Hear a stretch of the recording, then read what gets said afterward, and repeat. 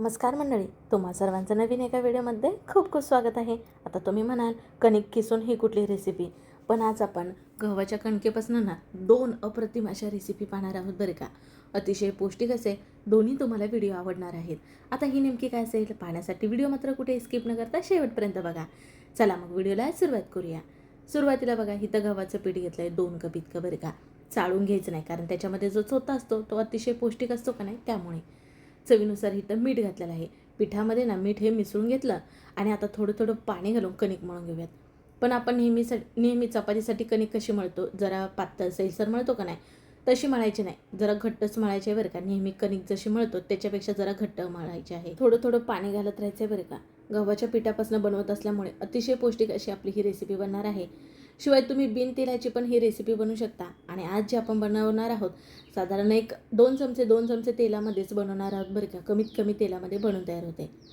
आता तुम्ही जर चपातीसाठी घट्ट कणिक मळत असाल, त्याच्यापासूनच हा नाश्ता केला तरीसुद्धा चालेल. आता माझ्याकडे कणिक मळलेली नव्हती म्हणून इथं मी कणिक मळून घेतली. पण जर कणिक मळलेली तुमच्याकडे असेल तर बिलकुल हा नाश्ता करण्यासाठी वेळ लागत नाही बघा. अगदी कमीत कमी वेळेमध्ये तुम्ही पौष्टिक पोटभरीचा नाश्ता बनवू शकता. कणिक बघा अगदी छान मऊ म्हणजे चिकनी करून घ्यायचे, हातांना पाणी लावून लावून, पण घट्टच ठेवायचे बरं का. सैल बिलकुल ठेवायची नाही, घट्टच गोळा केलाय. आता ह्याच्यावरती झाकण ठेवून ना आपण एक 10 मिनटं तरी बाजूला ठेवूयात. अति जास्त वेळ ठेवायचं नाही, कारण कणिक जर भिजली तर ती सैलसर होते, पातळ होते, त्याच्यामुळे कणिक जास्त वेळ भिजत ठेवायची नाही.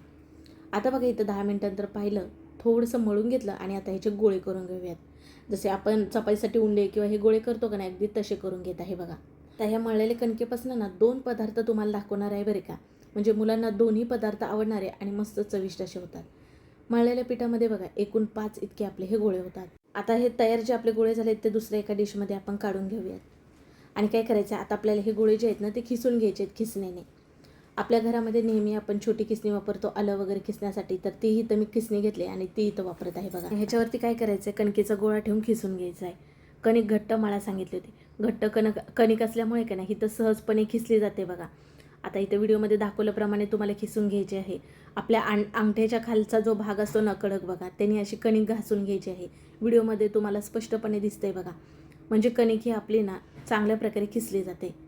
आणि अगदी तुम्ही मोठ्या खिसणीने खिसून घेतलात तरीसुद्धा चालेल बरं का. अगदी तुम्ही छोटे छोटे गोळे आता घेऊन जरी तुम्हाला इथे दाखवले तसं घेऊन खिसलात तरी चालेल, किंवा असा मोठाच कणकेचा घेऊन जरी खिसायला गेलात तरीसुद्धा सहजपणे खिसायला येतं. फक्त जोर देऊन जरा दाबून खिसायचं आहे. आता व्हिडिओमध्ये तुम्हाला दिसत असेल बघा ह्या पद्धतीने. गोळा जर असं सगळीकडे पसरलाय असं वाटलं की एका ठिकाणी गोल करून घ्यायचा आणि मग पुन्हा खिसून घ्यायचं. तुमची कणिक जर पातळ असेल ना तर मात्र इथं खिसता येणार नाही बघा. हा नाश्ता बनवण्यासाठी तर कणिक ही आपली घट्टच असायला हवी. बघा इथे एक जो गोळा घेतला होता ना तुमच्यासमोर बोलूपर्यंत खिसून झाला. इथं दिसतच असेल तुम्हाला अगदी छान प्रकारे खिसून झालाय बघा. मस्त जशी शेव पडते का नाही तसं पडलंय बघा. कणिक घट्ट असल्यामुळे ना हे लगेच चांगल्या प्रकारे आपल्याला खिसता येतं बघा. आता ह्याच्यापासून नाश्ता काय करायचा तो पहिल्यांदा तुम्हाला दाखवते. आणि 4 जे गोळे आपण हिथं केलेले आहेत ना ते एका डिशमध्ये काढून जरा बाजूला ठेवा. म्हणजे ह्या दुसरे जे कणकेचे गोळे आहेत त्याच्यापासून दुसरा नाश्त्याचा प्रकार पाहणार आहोत, हे पुढे दाखवतेच. आता चला गॅसवरती बघा कढईमध्ये पाणी उकळायला ठेवले, चांगल्या प्रकारे उकळी आले. मग ही किसलेली कणिक जी होती ना ती ह्या उकळत्या पाण्यामध्ये घालायची आहे. पाणी उकळतच असावं बरं का. आणि आता बघा जरी खिसल्यानंतर तुम्हाला वाटत असेल गव्हाचं पीठ खूप चिकट असतं, हे एकमेकांना चिटकले, पण पाण्यामध्ये घातल्यानंतर बघा अगदी छान मोकळं झालेलं आहे. त्यामुळे उकळतच पाणी घ्यायचं आहे. वाटलंच तर तुम्ही ह्याच्यामध्ये थोडंसं तेल घातलात तरीसुद्धा चालेल. आता साधारण आपल्याला 3 ते 4 मिनटं लागतील ह्याच्यामध्ये शिजण्यासाठी. मी अगदी आज तुम्हाला थोड्या प्रमाणामध्ये नाश्ता दाखवत आहे बघा. अगदी तुम्ही जास्त प्रमाणामध्ये केलात तरीसुद्धा चालेल. पाणी आपलं उकळत असतं का नाही हे चांगल्या प्रकारे मोकळं होतं. आणि बघा टाकल्यानंतर आता चांगल्या प्रकारे 2 ते 3 मिनटं झालेत आणि मस्त ह्याला उकळी यायला लागली. साधारण एक 3-4 मिनटं झालेत. हे शिजलंय कसं ओळखायचं माहिती आहे का. आता बघा हे एकतर शिजून झाल्यानंतर असं वर पाण्यावरती तरंगायला लागलंय बघा. शिवाय बोटानेच्या मध्ये बघा असं तोडून बघायचं. इथे व्हिडिओमध्ये तुम्हाला दाखवते. मस्त लगेच तुटलं जाते, म्हणजे समजायचं चांगल्या प्रकारे शिजलेलं आहे.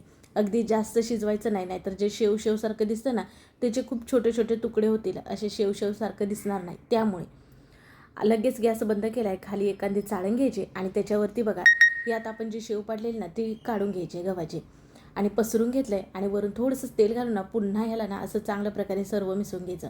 म्हणजे आपण ह्याच्यावरती तेल लावलं ना ते सगळीकडे चांगलं लागलं जाईल. तेल लावल्यामुळे का नाही हे चिकट होणार नाही, छान मोकळं होईल. चला आता गॅसकडे वळूया. तर गॅसवरती पॅन ठेवला आहे, अर्धी पळी इतकं तेल घातलं आहे त्याच्यामध्ये आणि पाव चमच इतके मोहरी, पाव चमच इतके जिरे घातलेत. त्याचबरोबर 1 चमच इतकी चणा डाळ, त्याचबरोबर 1 चमच इतकी उडीद डाळ घातले. त्याचबरोबर इथं काही कढीपत्त्याचे पाने घातलेत. फोडणी चांगली आपल्याला ना तडतडी द्यायची बघा. आता वाटलंच तर तुम्ही इथं शेंगदाणेसुद्धा तळलेले घालू शकता किंवा तळण्यासाठी ह्याच्यामध्ये शेंगदाणे घालू शकता, चांगल्या प्रकारे भाजले जातील. पण सध्या माझ्याकडे शेंगदाणे नव्हते म्हणून इथं मी घातले नाहीत बघा. 1 हिरवी मिरची बारीक चिरलेली ती घातली. त्याचबरोबर 1 मध्यम रबली चिरलेला ना कांदा तो घालून घेतला. आता कांद्याचा रंग बदलूसपर्यंत का नाही चांगला परतून घ्यायचा आहे. म्हणजेच की कांद्याचा कच्चापणा जो आहे तो कमी होईपर्यंत आपण चांगलं भाजून घेऊयात. त्याचबरोबर 1 शिमला मिरचीसुद्धा इथं मी बारीक चिरून घातली. तीसुद्धा चांगली परतून घेऊयात. तुमच्याकडे जर फ्रोझन मटर असेल किंवा नेहमीचा आपला जो वाटाणा मटर असेल तो इथं वापरलात ना तरीसुद्धा चालेल, चांगला भाजून घ्यायचा. म्हणजे भाज्या काय तुम्ही तुमच्या आवडीनुसार वापरू शकता.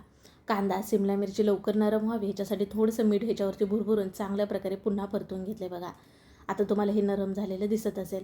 आता काय करायचं आहे, आपल्याला ह्याच्यामध्ये हळद घालायची आहे. मसाले मी कुठलेच वापरलेले नाही, फक्त हळद वापरले. तुम्हाला वाटलंच तुम्ही ह्याच्यामध्ये मॅगी मसाला किंवा आणखीन घरातले कुठले साधे बेसिक मसाले वापरायचे असेल, लाल तिखट वापरायचं असेल तर वापरू शकता. फक्त मी ते हळद वापरले आणि चांगल्या प्रकारे मिसळून घेतलं आहे. नंतर बघा आपण जे शेव करून चाळणीवरती ठेवली होती की नाही पाणी नेतं, तर ती ह्याच्यामध्ये घालून घ्यायचे आणि आता आपण हे मिसळून घेऊयात. बघा चिवट चिकट किंवा ह्याचा लगदा झाला आहे असं होत नाही. एकदम मस्त मोकळा मऊसूत असं इथं आपलं हे गव्हाच्या पिठाचा वापर करून उपीट तयार झालं किंवा तुम्ही ह्याला उपमासुद्धा म्हणू शकता. तुम्हाला सांगितलं शेंगदाणे असतील तर भाजून किंवा तळून तुम्ही याच्यामध्ये घालू शकता, वाटाणा घालू शकता. आता बघा सर्व हे अलगद हाताने मिसळून घ्यायचं आहे.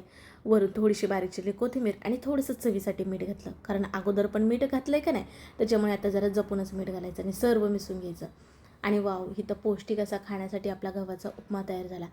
खरंच खायला अप्रतिम 1 नंबर लागतो. तुम्ही म्हणाल गव्हाच्या पिठापासून आहे का, चांगलं लागेल का किंवा पिठाचा वास येईल, बिलकुल नाही. 1 नंबर चवीला लागतं, कारण स्वतः मला हा आवडतं. शिवाय तुमच्या तोंडाला कधी चव नसेल, काही ते वेगळं खायचं असेल ना, आवश्यक एका चपातीचं तरी तुम्ही करून बघा. म्हणजे एका चपातीच्या उंड्यापासून तरी तुम्ही पुन्हा करणार याची मी गॅरंटी देऊन तुम्हाला सांगते. इतका छान जबरदस्त चवीला हा नाश्ता लागतो. हे बघा, अगदी घरभरासाठी तुम्ही 10 मिनिटाच्या आतमध्ये हा नाश्ता बनवू शकता. फक्त कणिक आपली मळलेली असावी अगोदरच. कणिक ही घट्ट मळायची, ही सर्वात महत्त्वाची टिप्स. वरून मस्त बारीक चिरलेली कोथिंबीर, बारीक शेव घातले. अगदी तुम्ही ह्याच्यावरती लिंबूसुद्धा पिळून खाऊ शकता. जिथे तेल वापरायचं नसेल तुम्हाला तिथे ना तुम्ही तुपाचा वापरसुद्धा करू शकता. आणि मस्त खाण्यासाठी चविष्ट असं गव्हाचा आपला उपमा किंवा उपीट तयार झाला. चला आता तुम्हाला दुसरा प्रकार सांगते म्हटलं होतं तर तो दाखवते बघा. तर इथं आपले जे गव्हाच्या कणकेचे गोळे होते तर ते 4 इतके गोळे आहेत बघा. त्याच्यापासून काय नाश्ता करायचा माहिती आहे का, इथं सोऱ्या घेतला आहे बरेच जण, ह्याला साच्यासुद्धा म्हणतात. तर त्याच्यामध्ये आपली शेव पाड्याची जी चकती असते का नाही ती घातली. ती जास्त मोठी नाही, मध्यमच घातली बघा. आणि आतल्या बाजूने तेल लावून घ्यायचं आहे आपल्याला. आणि आता जे आपण कणकेचे जे गोळे केले होते ते ह्याच्यामध्ये घालून घ्यायचे. तर सुरुवातीला 2च इतके हे गोळे घालून घेते आणि सोऱ्याचं वरचं जे झाकण असतं ते लावून घेऊयात. आणि चला आता आपण गॅसकडे वळूयात. तर गॅसवरती कढईमध्ये पाणी बघा गरम व्हायला ठेवलं होतं. पाण्याला चांगली उकळी येऊ द्यायची बरं का. ह्याच्यामध्ये थोडंसंच तेल घातलं बघा, अर्धी पळी इतकं. आणि जशी आपण शेव पाडतो का नाही बेसनची वगैरे तशी आपल्याला पाडायची आहे. अगदी मस्त पडलं जातं बघा. नेहमी मुलांना बघा नूडल्स फार आवडतात. मग बाहेरचे मैद्याचे नूडल्स खाण्याच्याऐवजी तुम्ही घरच्या घरी असे गव्हाचे नूडल्स करू शकता. जसे नूडल्स असतात ना तसे आता आपण इथं हे गव्हाचे नूडल्स करत आहोत. बघा थोडंसं ना असं आपण वरचं सोऱ्याचं झाकण जे असतं ते गोल गोल फिरवायचं आहे. आणि बघा ही जी शेव आलेली किंवा हे नूडल्स खाली आल्यासारखे वाटतात ते मधीतनं तोडून घ्यायचे. तसे तुम्हाला व्हिडिओमध्ये दाखवल्याप्रमाणे आपण 2 कणकेचे गोळे वापरले त्याच्यापासून इतके आपले हे नूडल्स झालेत बघा. आता ह्यालासुद्धा आपण 4 ते 5 मिनटं शिजवून घेऊयात. बघा अगदी चांगले मोकळे झालेले दिसत असेल. तुम्हाला संशय येत असेल गव्हाच्या पिठापासून असल्यामुळे चिकट चिवट होतात का, तर बिलकुल नाही बरं का. मैद्यापेक्षा 1 नंबर तुमचे नूडल्स तयार होतात. बघा उकळी आले, चांगल्या प्रकारे शिजत. ह्यालासुद्धा चांगले 4 ते 5 किंवा 5-6 मिनटं शिजवून घ्यायचं आहे. पण जास्त अगदी हलवत राहायचं नाही बघा, नाहीतर हे नूडल्स ना आपले तुटले जातात. आता बघा इथं चांगलं हे शिजवून घेतले, मस्त ह्याला उकळी यायला लागले. आता हे चांगल्या प्रकारे शिजलं, हे कसं ओळखायचं ते सुद्धा तुम्हाला दाखवते. ते म्हणजे काय करायचं आहे, थोडे नूडल्स नाही इथं घ्यायचे आहेत बघा आणि हाताने तोडून बघायचं आहे तुम्हाला. हे हाताने असं तुटलं जातं आहे, शिवाय चिकट चिवट झालेलं नाही. मग लगेच गॅस बंद करायचा आहे आणि खाली चाळणीवरती काढून घ्यायचं आहे. आणि असं चाळणीवरती काढून ह्याच्या खाली जे पाणी निघालं का नाही त्याचं तुम्ही सूप वगैरे करण्यासाठी वापरू शकता. म्हणजे हे शिजवून घेतल्यामुळे जरा दाटसर असं पाणी असतं. शिवाय तुम्ही तसं जरी पिलात ना तरी पण छान लागतं पियाला. आता ह्या नूडल्सवरती ना थोडंसंच तेल घालून घेतलं बघा आणि मिसळून घेऊयात. अलगद मिसळून घ्यायचं आहे, जास्त असं हलवत बसायचं नाही, तर नूडल्स ना आपले तुटले जातील, म्हणून ही काळजी घ्यायची. बघा अगदी छान मोकळे झालेत. चला आता हे नूडल्स कसे करायचे ते पाहूयात आपण. तर गॅसवरती कढई ठेवली, लोखंडी कढई घ्यायची बरं का, नसली तर साधी कढई घेतली तरी चालेल. थोडंसंच तेल घातलं अर्धी पळी इतकं आणि उभा पातळ चिरलेला कांदा घातला. कांदा चांगला नरम होईपर्यंत का नाही आपण परतून घेऊयात. एक हिरवी मिरची पण लांबट चिरलेली टाकली बघा. आता हे सुद्धा चांगलं परतून घेऊयात. आता हे सर्व आपण भाजून घेत असताना का नाही गॅस फास्ट ठेवायचा आहे बरं का, बारीक नाही ठेवायचं, नाही तर हे नरम होतं म्हणून. आता इथं अद्रक आणि लसूण किसून घेतलं, त्याची इथं अद्रक लसूणची पेस्ट घातली आहे अर्धा चमच इतकी आणि चांगलं हे परतून घेऊया. त्याचबरोबर इथं सिमला मिरची घातलेली आहे बघा, उभा पातळ चिरलेली, थोडीशीच घातले. अगदी तुमच्याकडे कोबी असेल तर उभा पातळ चिरलेला घालू शकता, गाजर घालू शकता उभं पातळ चिरलेलं. चांगल्या प्रकारे हे परतून घेतलं. आता ह्याच्यामध्ये काही सॉसेस घालूयात. ते म्हणजे सोया सॉस घातलं साधारण 1-1.5 चमच इतकं, 1 चमच इतकं रेड चिली सॉस आणि 1 चमच इतकं टॅमॅटो केचप इतकं घातलं बघा. सॉसचं प्रमाण तुम्ही तुमच्या आवडीनुसार कमी अधिक करू शकता किंवा ह्याच्यातले कुठले सॉस घालायचे नसतील मग तुम्हाला कुठला आवडेल तो मसाला किंवा मॅगी मसाला असं नूडल्समध्ये मसाले घालू शकता. आता हे नूडल्स बघा थंड झालेत आणि इथं बघा मी तुम्हाला दाखवते. अगदी लगदा वगैरे झाला नाही, अगदी मोकळे तुम्हाला नूडल्स झालेले दिसत असतील. अगदी जशी विकतचे आपण नूडल्स असतात ना तसे दिसत असतील, पण विकतचे नूडल्स हे मैद्याचे असतात बघा. तर आज आपण गव्हाच्या पिठाचे हे नूडल्स केले आणि आता इथं हलवताना मात्र काळजी घ्यायची बरं का, अलगद हातानेच तुम्हाला हे असं हलवून घ्यायचं आहे, वर खाली करायचं आहे, कारण का हे नूडल्स तुटतील ना म्हणून. आता काय वरून थोडीशी बारीक चिरलेली कोथिंबीर घातली. अगदी तुमच्याकडे कांद्याची पात असेल ना तर अतिउत्तमच. आणि मस्त इथं खाण्यासाठी आपले पौष्टिक इथं नूडल्स हे तयार झाले. नूडल्स मुलांना फार आवडतात बघा. मग बाहेरचे मैद्याचे किंवा अनहेल्दी पदार्थ खाऊन मुलांचे आजारी पडण्याचे चान्सेस वाढतात. मग मात्र तुम्ही असे घरच्या घरी मुलांना नूडल्स करून देऊ शकता. म्हणजे मुलांनी कधी हट्ट धरला की मला नूडल्स खायचे आहेत, मग तुम्ही गव्हाच्या पिठाचे असे नूडल्स करू शकता.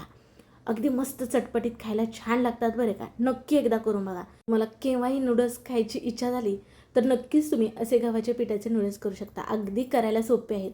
तुम्ही म्हणाला असे नूडल्स होतात का, असे सुद्धा तुम्ही कमेंट करता. तर होतात 101% करून तर बघा. आता मी तर तुम्हाला इथं सविस्तर व्हिडिओ शेअर केलेलाच आहे. तर तुम्ही हे नूडल्स केल्यानंतर कसे झाले हे सुद्धा कळवा आणि तुम्हाला आवडले का हे सुद्धा नक्की कळवा. व्हिडिओ कसा वाटला ते सुद्धा नक्की कळवा. व्हिडिओ जरा सुद्धा आवडल्यास पटकन एक लाईक करा. व्हिडिओ शेअर करा तुमच्या मित्र मैत्रिणी परिवारामध्ये, म्हणजे ते सुद्धा करून अतिशय पौष्टिक असे दोन्ही व्हिडिओ तुमच्यासोबत शेअर केले. नवनवीन असेच व्हिडिओ पाहण्यासाठी आवर्जून चॅनलला सबस्क्राईब करा. चला मग पुन्हा भेटू नवीन रेसिपीमध्ये. तोपर्यंत बाय.